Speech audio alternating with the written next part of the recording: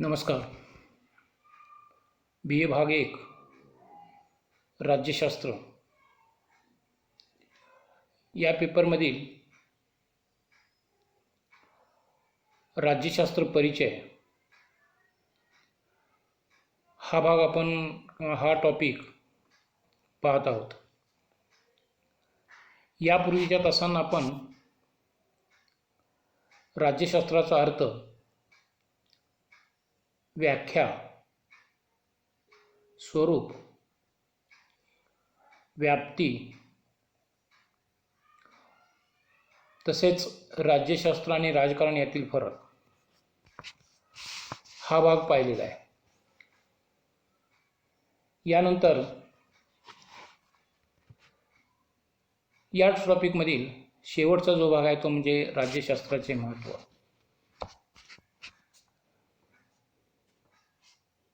आधुनिक काळात स्पर्धात्मक युगामध्ये स्पर्धात्मक परीक्षांना निश्चितच महत्त्व प्राप्त झालेलं आहे. त्यामुळे स्पर्धात्मक परीक्षेचा विचार करत असताना राज्यशास्त्राचे महत्त्व निश्चितच अधोरेखित झालेले दिसून येतं. त्यामुळे आधुनिक काळात राज्यशास्त्राच्या अभ्यासाला विशेष महत्त्व प्राप्त झालेले दिसून येतं. 19व्या शतकात राज्यशास्त्राच्या अभ्यासाला अधिक चालना मिळाली. त्या काळात म्हणजेच परंपरागत राज्यशास्त्राच्या काळात होत असलेला आदर्शवादी अभ्यास पद्धती आता बदललेल्या आहे. आज सैद्धांतिक व वास्तववादी दृष्टिकोनातून राज्यशास्त्राचा अभ्यास होऊ लागलेला आहे.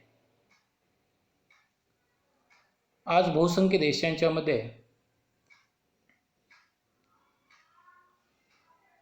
विश्वविद्यालयातून राज्यशास्त्राचा अभ्यास अधिक संशोधनात्मक पद्धतीने होऊ लागलेला आहे. राजकीय तत्त्वे, राजकीय सिद्धांत, राजकीय विचारप्रणाली, राज्यसंस्था, राष्ट्रीय व आंतरराष्ट्रीय समस्या, शासन पद्धती, राजकीय क्रिया प्रक्रिया, राजकीय संकल्पना इत्यादी बाबतीत चर्चासत्रे व व्याख्याने, परिसंवाद, परिषदा घेतल्या जात आहेत व त्यातून राज्यशास्त्राचे अध्ययन आणि संशोधन होऊ लागले आहे. त्यामुळे राज्यशास्त्राच्या अभ्यासाला आज महत्त्व प्राप्त झालेलं आहे. विविध देशांच्या मध्ये विविध संस्थांच्या मार्फत राज्यशास्त्राचा अभ्यास आज सुरू आहे.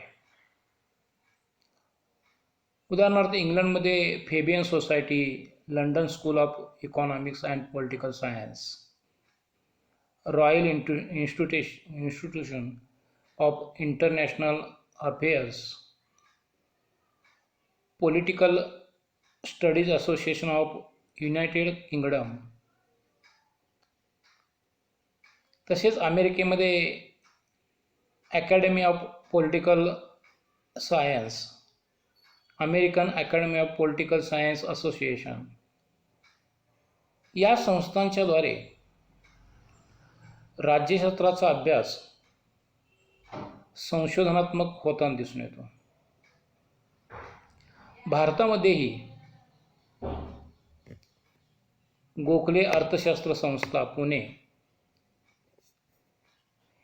Indian institute of public administration, institute of apply political research अशा विविध संस्थांच्याद्वारे राज्यशास्त्राचे अध्ययन व संशोधन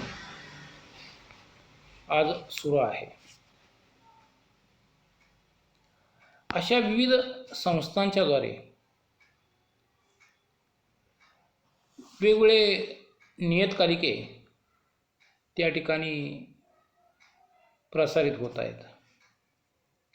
Fabian news, British parliamentary affairs, newsletter, political science quarterly, American political science review, India today, Indian parliament affairs, outlook with frontline इत्यादी नियतकालिकांच्याद्वारे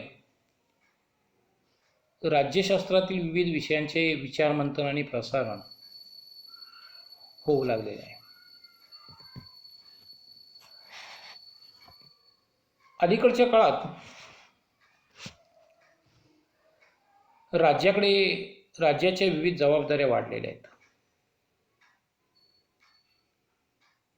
त्यामुळे राज्यांच्या समोर अनेक स्वरूपाची समस्या त्या ठिकाणी असलेली दिसून येतात. देशांतर्गत तसेच आंतरराष्ट्रीय प्रश्नांची सोडवणूक राज्यांना यशस्वीरित्या करावी लागते.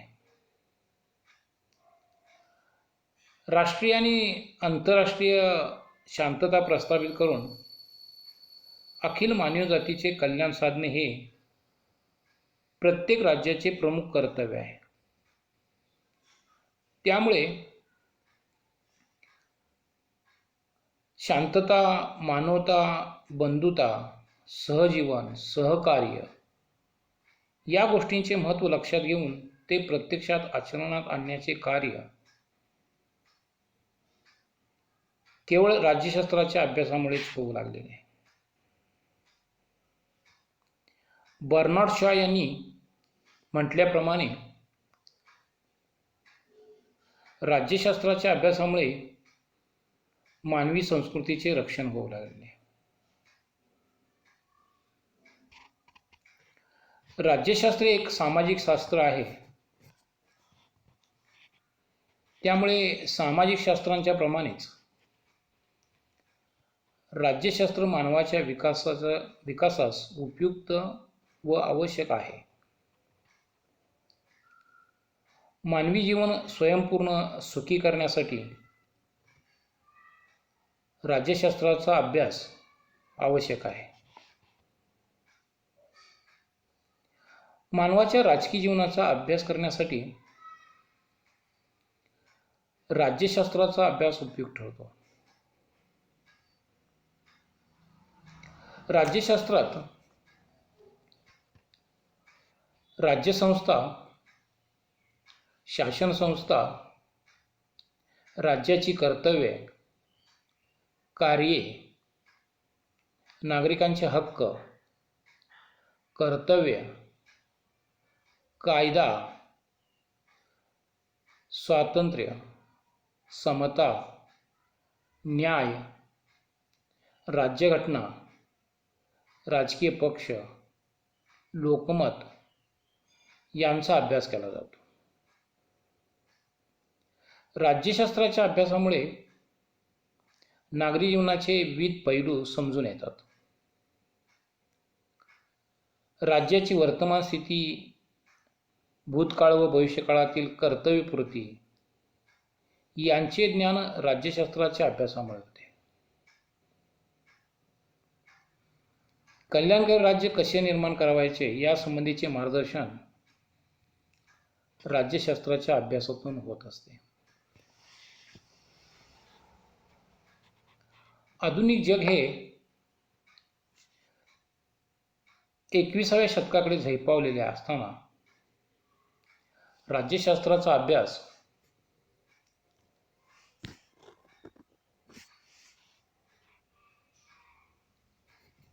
अधिक गतिमान व उपयुक्त ठरू लागलेला आहे. प्रगत, अप्रगत, विकसनशील अशा सर्व राष्ट्रांची संख्या जवळजवळ 200च्या आसपास झालेली आहे. तिसऱ्या जगातील 158 अप्रगत राष्ट्रे आपल्या प्रगतीसाठी प्रयत्नशील असताना दिसून येतात. प्रगत राष्ट्रातील शासन पद्धती, तेथील राजकारण आणि कल्याणकारी कार्ये यांचा अभ्यास जसा महत्त्वाचा व आवश्यक मानला जातो, तसा अप्रगत मागासलेल्या राष्ट्रांचाही अभ्यास अत्यंत आवश्यक व महत्त्वाचा मानला जात आहे. प्रत्येक राज्याला इतर राज्यांचा अभ्यास करून प्राप्त परिस्थितीशी संयुक्तिक ठरणारा मार्ग स्वीकारणे गरजेचे झाले आहे. त्यासाठी राज्यशास्त्राच्या अभ्यासाची नितांत आवश्यकता भासत आहे. तिसऱ्या जगातील लोकांना, विशेषतः राज्यकर्त्यांना विविध राजकीय, शासकीय पद्धतींचा आणि विचारप्रणालींचा अभ्यास करणे गरजेचे आहे. भारत विकसनशील देश आहे आणि तो तिसऱ्या जगातील देश म्हणून मानला जातो. शंभर कोटीपेक्षा जास्त लोकसंख्या असलेल्या देशात स्वयंपूर्णतेचा आणि स्वयंशासनाचा साकल्याने विचार करावा लागतो. तेव्हा भारतीय जनता सुशिक्षित, सुजाण, सुसंस्कृत, सुखी होण्यासाठी योग्य दिशेने कल्याणकारी राज्याची वाटचाल होणे गरजेचे आहे. आणि या दृष्टीने राज्यशास्त्राचा अभ्यास निश्चितच मार्गदर्शक व उपयुक्त ठरणार आहे. अशा प्रकारे सर्वच प्रगत विकसनशील राष्ट्रांचा, अप्रगत राष्ट्रांचा राज्यशास्त्राच्या अभ्यासाची गरज भासू लागलेली आहे. राज्यशास्त्रात विविध राजकीय विचारप्रणालींचा आणि शासन पद्धतींचा सांगोपांग अभ्यास केला जातो. त्यामुळे कोणती शासन पद्धती योग्य आहे आणि कोणती शासन पद्धती अयोग्य आहे याचे ज्ञान होऊ शकते. साम्यवाद, समाजवाद, नाझीवाद, फॅसिस्टवाद, श्रमिक संघवाद, गांधीवाद, लोकशाही, उदारमतवाद, अराज्यवाद, दहशतवाद, जमातवाद इत्यादी राजकीय विचारप्रणालींचे अध्ययन राज्यशास्त्रात केले जाते. साहजिकच अभ्यासकाला विविध राजकीय दृष्टिकोनातून पडताळून पाहणे, त्यांचे मूल्यांकन करणे आणि निष्कर्ष काढणे शक्य होते. आधुनिक काळात राज्यांचे कार्यक्षेत्र व्यापक बनलेले आहे. राज्यावर विविध जबाबदाऱ्या आणि समस्या येऊन पडत आहेत. त्यामुळे राज्याची कार्ये, भूमिका वाढलेल्या आहेत. तिसऱ्या जगातील राज्यांच्या पुढे अनेक समस्या उभ्या आहेत. साहजिकच राज्यसंस्थेला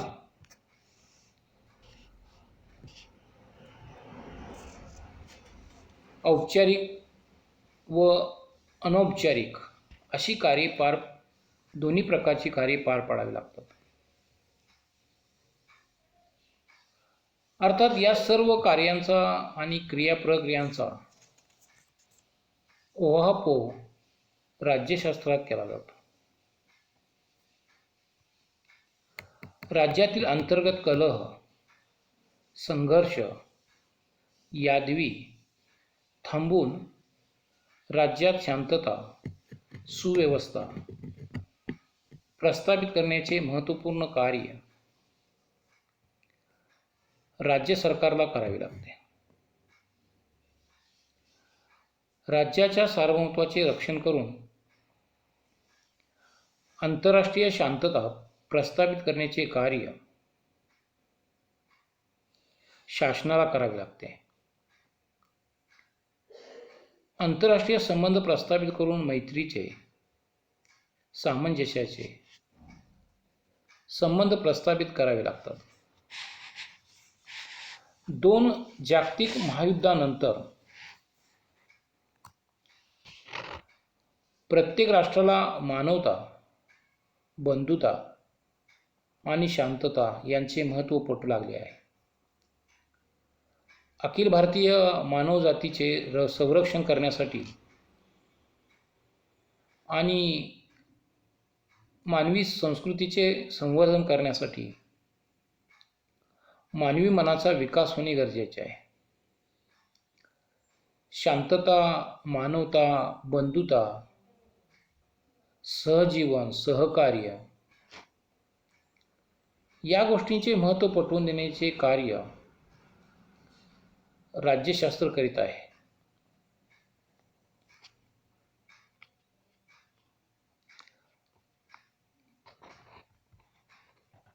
युद्धामुळे मानवी संस्कृतीचा नाश होतो. याउलट शांतता, सहकार्यामुळे मानवी संस्कृतीचे संरक्षण व संवर्धन होऊ शकते. याविषयीचे मार्गदर्शन राज्यशास्त्रामुळे होऊ शकते. थोडक्यात आंतरराष्ट्रीय संबंध, आंतरराष्ट्रीय शांतता, विश्व बंधुत्व, मानवतावाद या गोष्टींचे ज्ञान राज्यशास्त्राच्या अभ्यासामुळे होत असते. आधुनिक जगात प्रत्येक व्यक्ती कोणत्या ना कोणत्या राजकीय व्यवस्थेशी निगडीत असते. प्रत्येक व्यक्ती, मग ती कोणत्याही देशाची असो, तिला त्या देशाचे सार्वभौमत्वाखाली राहावे लागते. त्या राज्याच्या नियंत्रणाखाली राहून तेथील नियमांचे पालन करावे लागते. नियमांचे उल्लंघन करणाऱ्या व्यक्तीस राज्यशासन शिक्षा करू शकते. प्रत्येक व्यक्तीचा राज्याशी, तेथील राज्यकारभाराशी सतत संबंध येत असतो. अर्थात हा राजकीय संबंध प्रत्यक्ष वा अप्रत्यक्ष असू शकतो. तेव्हा प्रत्येकाला आपल्या देशाची राजकीय, शासकीय माहिती असणे नितांत गरजेचे असते. तेव्हा राजकीय जाणीव, जागृती हाच राजकीय स्थैर्याचा मूलाधार असतो. तेव्हा प्रत्येक व्यक्तीला किमान आपल्या देशाची राज्यघटना, शासन पद्धती याविषयीचे ज्ञान असणं आवश्यक ठरतं.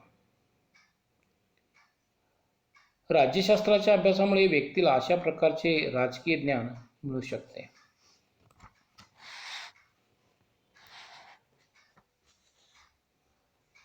राज्यशास्त्राच्या अभ्यासाचे महत्त्व अनन्यसाधारण आहे. सत्तेचे राजकारण, राज्य व शासन संस्थेपुढील नव्याने निर्माण होणारे प्रश्न, वाढती स्पर्धा, जागतिक स्तरावरील विविध समस्या या सर्वांचे सखोल अभ्यास करून मानवी जीवन अधिक चांगले करण्यासाठी राज्यशास्त्र मार्गदर्शन करते. विविध संशोधक, प्रशासनातील व्यक्ती, राज्यकर्ते यांनी राज्यशास्त्राचा अभ्यास करून आपापल्या क्षेत्रात त्याचा योग्य वापर केला पाहिजे.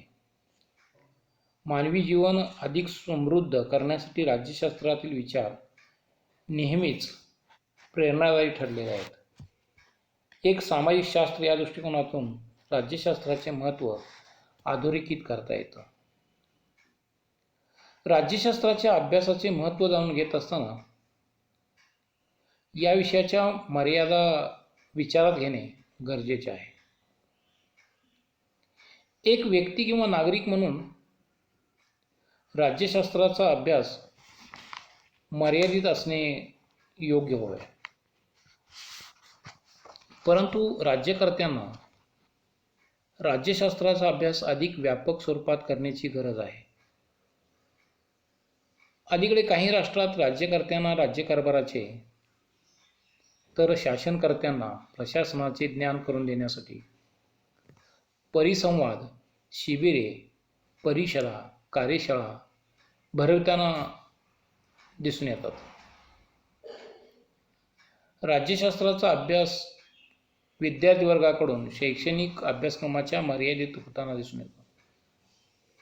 अध्यापक, संशोधक राज्यशास्त्राचा अभ्यास शास्त्रीय पद्धतीने, विश्लेषणात्मक पद्धतीने करीत असतात, तर राज्यशास्त्रज्ञ आणि राजकीय विचारवंत राज्यशास्त्राचा सखोल अभ्यास करून राजकीय निष्कर्ष काढताना दिसतात.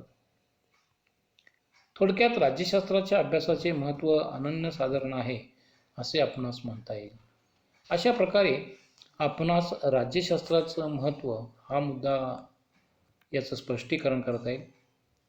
या ठिकाणी आपल्या अभ्यासक्रमातील हा पहिला टॉपिक संपतो आहे.